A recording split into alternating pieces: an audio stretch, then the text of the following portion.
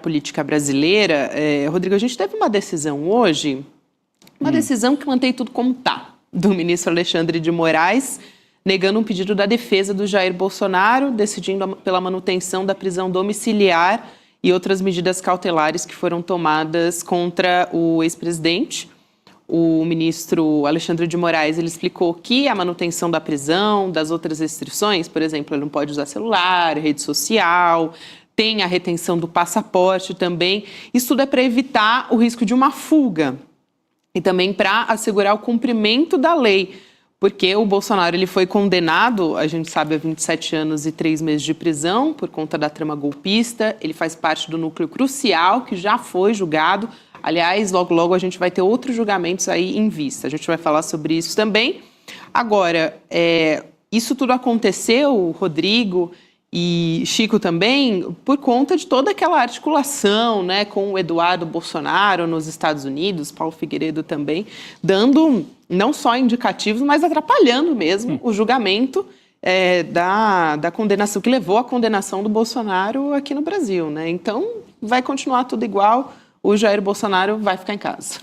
Hoje o Alexandre de Moraes deu essa decisão, e na decisão, Chico, ele justifica dizendo que há realmente o risco de fuga, levando em conta que outros julgados pelo 8 de janeiro escapuliram. Vazaram. Inclusive o sobrinho do Jair Bolsonaro, que fugiu para a Argentina, e vários outros. Muitos escolheram a Argentina porque é a fuga mais fácil, né, aí pela fronteira, inclusive de carro.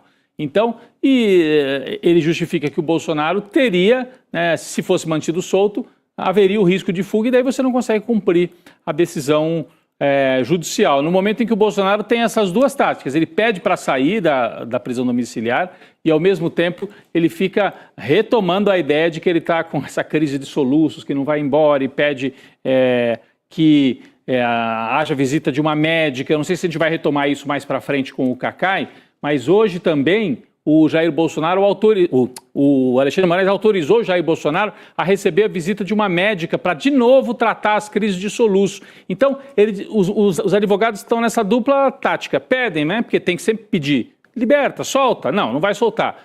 Então deixa a médica visitá-lo, porque daí vão preparando o terreno para que no momento em que a condenação for confirmada, e vai ser depois dos embargos, os últimos recursos que faltam, o Bolsonaro diga assim, tá vendo? Olha aí, tanto médico para lá, para cá, não tem condição dele ir para Papuda, tem que ficar na domiciliar. Vamos ver, mas é o caminho que eles estão procurando traçar, né? Ele está preparando aí um histórico médico, né? Isso. Um prontuário ali, dia a dia, foi atendido por tal médico, alguém chegou e deu tal remédio. Ele está construindo a mesma coisa que o Collor construiu, para no dia que a porca torceu o rabo mesmo, no dia da condenação, ali que o carro chegar, a viatura chegar para levar para Papuda, ele vai sacar dossiê médico. Aquele dossiê cheio de bula de remédio, até cloroquina vai ter no meio. E vai apresentar, aqui, Xandão, eu estou todo arrombado aqui, não posso ir para aquela cadeia mais dura, não. Vai ser isso, o caminho vai ser esse. A construção da narrativa dele está caminhando por aí, Gabi. Isso, e só aqui para avisar a nossa audiência que hoje, excepcionalmente, a gente não tem o Cacai, mas tem a doutora Damares Medina. Muito bem, muito bem. Estamos muito bem. Esclarecer essas questões, falar sobre essa expectativa também, né, Chico? Tem toda uma discussão de como a defesa do Jair Bolsonaro vai usar o presidente do Fernando Collor para justificar que a prisão seja realmente a domiciliar, que ele não vai para a Papuda de jeito nenhum, justificando até essas internações médicas. Exatamente. Agora está faltando também um pedido tanto para o Collor como para o senhor Jair Bolsonaro, uma junta médica independente. Eu fosse o Supremo, ou alguém do Supremo, ou alguém importante no mundo jurídico no Brasil, ou Ministério Público, eu pediria uma junta independente para analisar o Collor e o Jair Bolsonaro. Porque eu tecnicamente, teria um laudo ali que nem era de médico de Jair Bolsonaro, nem era de médico do Xandão.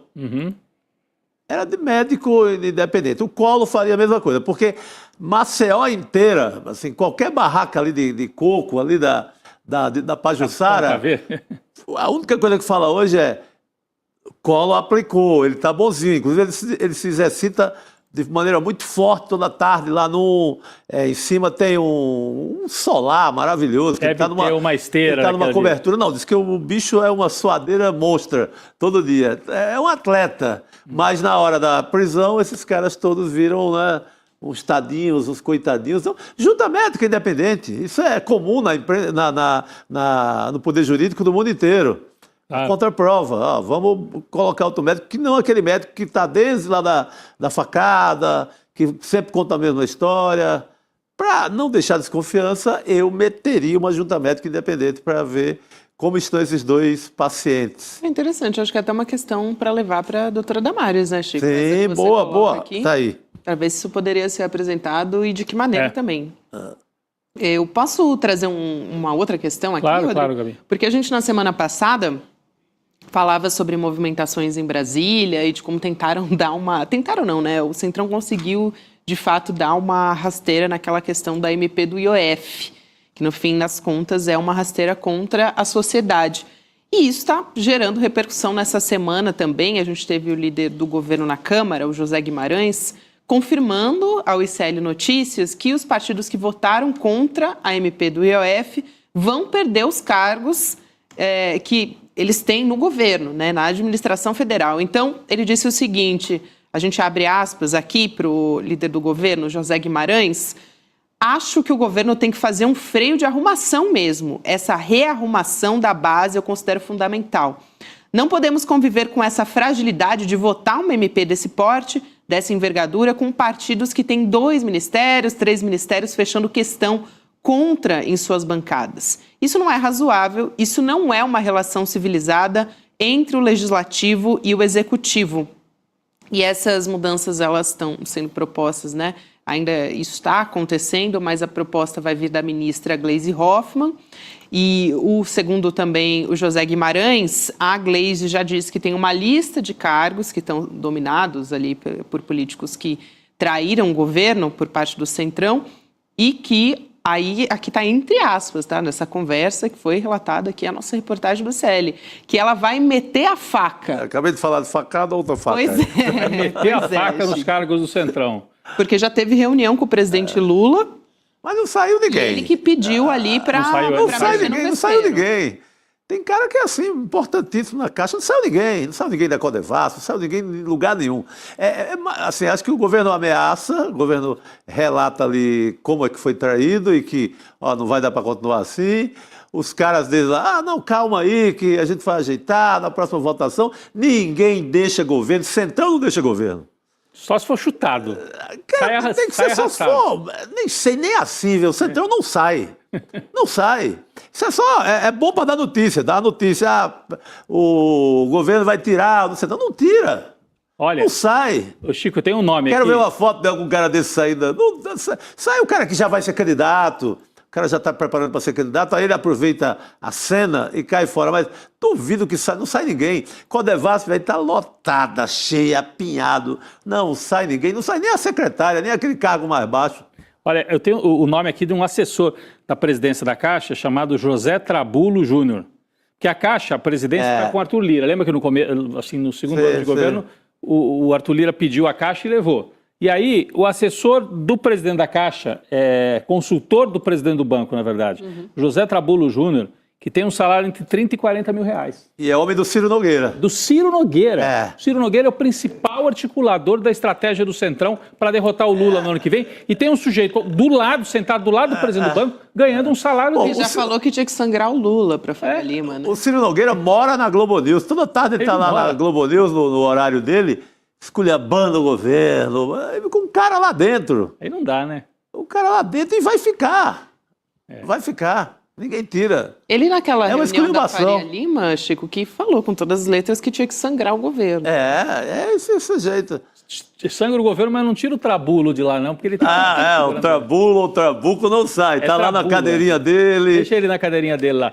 No ar-condicionado, tranquilo. Vamos ver se na semana que vem a gente tem uma listinha no Diário Oficial, quando o Lula voltar. Você aposta que não, Chico? Não sai ninguém. Assim, eu falo isso da minha experiência de repórter e tudo. Todas essas matérias saem, mas ninguém vai lá para fazer a foto de alguém saindo.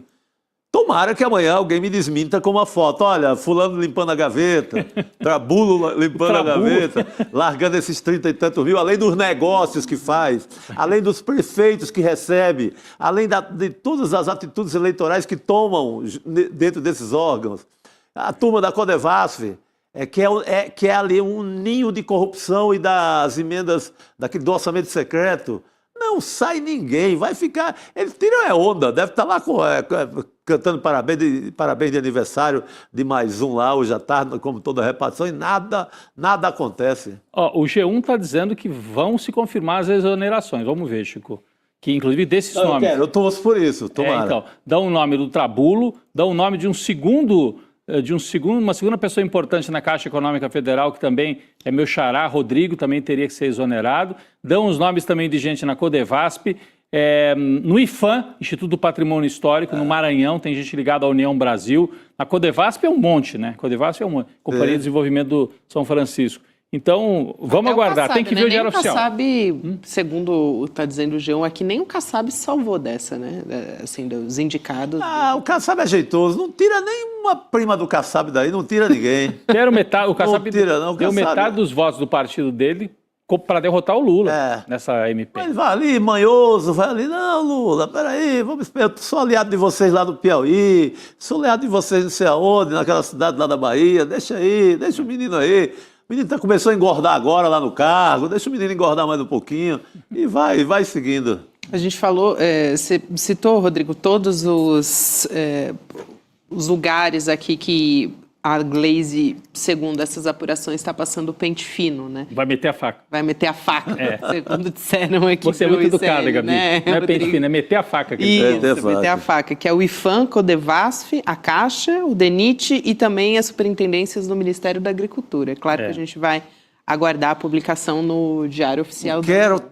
Vou dormir torcendo por isso, uma fotinha de alguém limpando a gaveta, mas olha, isso não acontece, viu? Agora, Chico e Rodrigo, eu queria trazer aqui uma fala muito curiosa. A gente está falando aqui sobre essas movimentações do governo e tudo mais. O presidente Lula, ele foi perguntado sobre uma personagem da extrema-direita que foi meio abandonada pelo bolsonarismo nos últimos tempos, né? Que foi a Carla Zambelli. E ele está numa viagem a Roma. Tiveram diversas questões que foram colocadas ali, por exemplo, quem vem da indicação do Barroso e tal. E também perguntaram sobre a Carla Zambelli, porque ela está presa na Itália, justamente. E aí ele deu uma resposta um tanto quanto inusitada. Vamos ver o que o presidente Lula disse?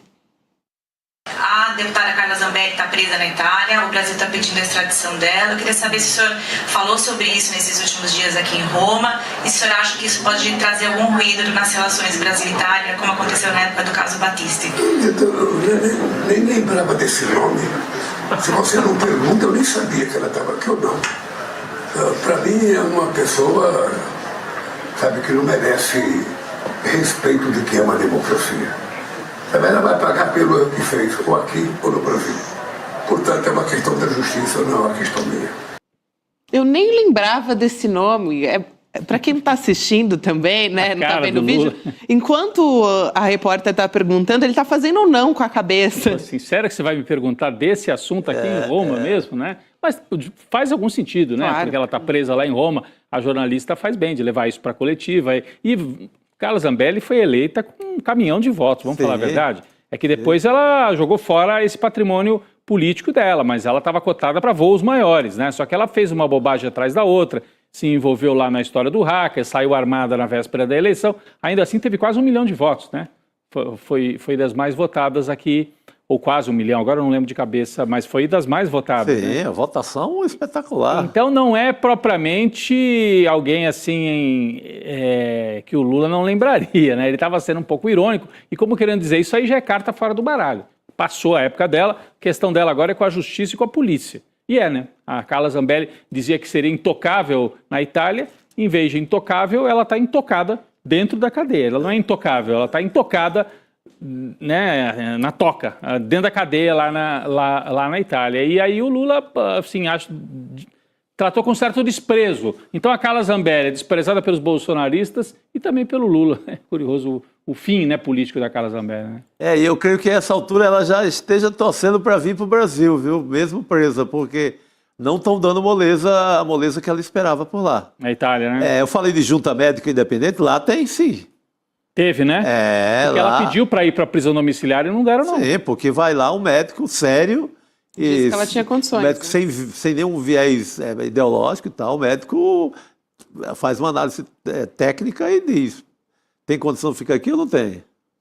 E a Carla Zambelli vai aguardar presa a decisão de ser ou não deportada. Não é automática, né, Rodrigo? Tem todo um processo realmente que demanda para que a decisão de que ela seja extraditada ou não.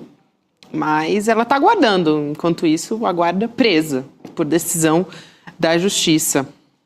Então, a gente traz aqui essa informação aqui sobre a postura do presidente Lula em relação a isso, até porque, né, a essa altura do campeonato ele está só deixando a Justiça fazer seu trabalho. Fazer o seu trabalho. Acho que o Lula devia estar pensando assim, né? Eu estou aqui encontrando o Papa, falando que o Brasil saiu do mapa da fome, tratando da paz em Gaza, e vem falar de Carla Zambelli, aquela lá que saiu armada em São Paulo. Uma pessoa que não ama a democracia, ele diz, né? Ele fala de uma maneira também... Tipo, vocês estão de sacanagem, né? Que estão trazendo um fantasma quase assim do submundo brasileiro. Mas é isso mesmo.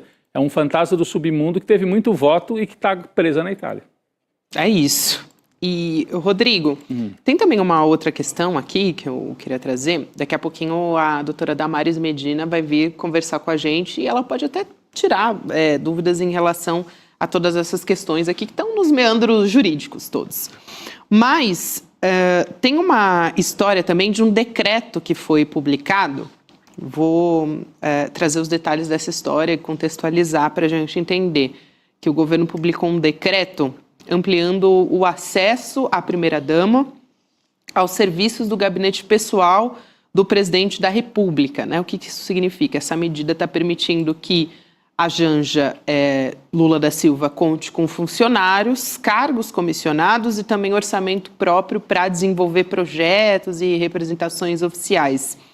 As ações e viagens oficiais também da primeira-dama passam a ter um respaldo jurídico nessa situação.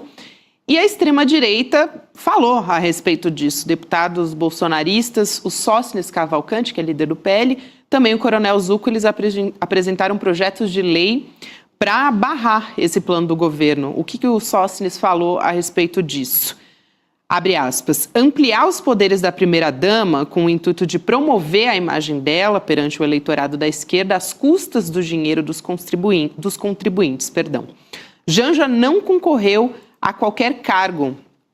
Eu me lembrei, Chico e Rodrigo, também vocês que acompanham a política há tanto tempo, da primeira-dama Ruth Cardoso, né, que também fazia projetos sociais. Ela chegou a ter um cargo realmente no governo Ela FHC, cuidava do né? Comunidade Solidária, né? Isso, exatamente. E deu sua contribuição, né, em programas sociais importantes e tal. Acho que foi talvez uma das que teve um legado, né, como primeira-dama. Lembrando assim, de 89 para cá, de 90 para cá, depois da ditadura, você tem a Rosane Collor inaugura com um péssimo serviço, ela vira presidente da LBA, que era a Legião Brasileira de Assistência, que na época tinha assim, uma verba gigantesca. Aí se envolveu em vários escândalos de distribuição de leite, distribuição de alimentos. Ela acabou sendo condenada em determinado momento.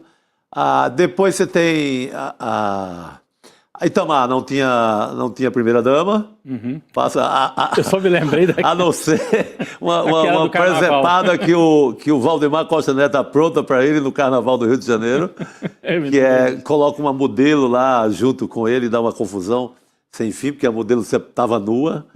Fora isso, não lembro, o Itamar não tinha primeira-dama. Aí vem o Fernando Henrique, a dona Ruth participa de uma maneira firme ali. O Comunidade Solidária acabou sendo, algumas pessoas entendem assim, né? Acabou sendo o embrião do que depois viria a ser o plano de combate à fome, Bolsa Família, o Bolsa Escola, né? A Ruth Cardoso ajudou a implantar o Bolsa Escola, que era muito menor que o Bolsa Família, né? Depois o governo do Lula amplia demais. E a dona Ruth, que assim, uma estudiosa, né? Uma pessoa importante na formação do país, no mundo universitário. Depois tem Dona Marisa, a discrição total, fora uma foto ou outra ali no São João, numa coisa ou outra com o Lula, ficava na dela, tranquilidade e tal, né? E agora a maior polêmica em torno tem a Michele Bolsonaro, que participava de forma ativa, tanto que ela está em um bocado de rolo aí. Agora está fazendo campanha política total, né? Tem roteiro de algum dinheiro que passa pelo Mauro Cid e acaba nas contas da ex-primeira-dama Michele, teve também esse rolo. E agora a Janja, que quando a oposição está sem assunto, é o nome mágico. Janja. Vamos ver quanto custou a meia que ela comprou pro Lula lá em Nova York. Né, Chico? Por exemplo, aquela questão que ela foi muito criticada, porque num jantar, até foi uma informação que vem interna de dentro do governo, que ela não deveria ter feito a pergunta sobre a questão do TikTok, e ela foi realmente quase que uma precursora dessa discussão da regulamentação das redes sociais, é uma bandeira dela. Exatamente. Tinha acabado de acontecer um caso de uma violência muito grave, uma morte de uma adolescente em Brasília por conta do TikTok ali. Como o TikTok é do mundo chinês, a Janja quis antecipar esse debate e fala num jantar oficial em Pequim. Depois até o governo chinês determina que o TikTok no Brasil discuta realmente essa pauta.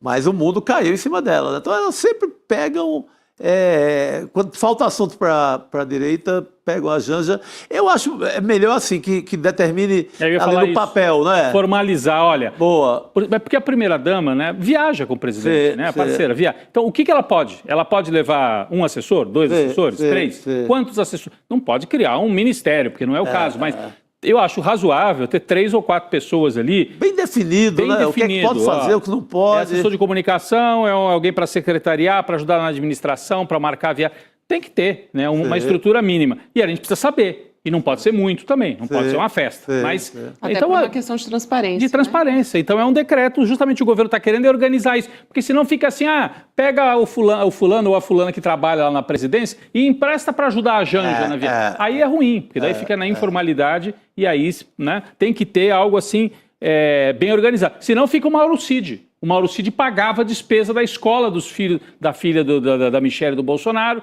Podia, ele é ajudante de ordem do Bolsonaro, vai pagar, papel do militar. De onde é que vem esse dinheiro, né? Então, é melhor que haja um decreto que a gente possa depois, inclusive, fiscalizar. Agora, a oposição está aí, tá procurando pelo em ovo para tentar desgastar de alguma maneira o governo, no momento em que eles estão percebendo que está difícil para eles. O Ciro Nogueira deu uma entrevista esse fim de semana, de ontem para hoje, né, na Band, dizendo se não fossem as bobagens do Eduardo, o Lula não tinha se recuperado. Ou seja, o Ciro já admite que o Lula se recuperou. Porque se recuperou nas pesquisas.